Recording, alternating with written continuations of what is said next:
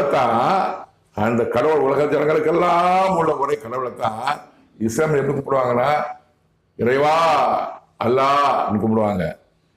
கிறிஸ்தவர்கள் யெகோவா என்று நாமம் கொண்ட தேவனாய் கர்த்தரே.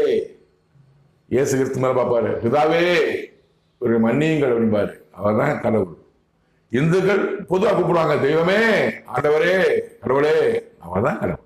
அவர் தான் உலக ஜனங்களுக்கெல்லாம் முறை கடவுள். இங்க 1000 குலதெய்வங்கள் இருந்தாலும் இவர்கள் இருக்கிறா இல்லைன்னு சொல்ல நான் வாழ விரும்பல.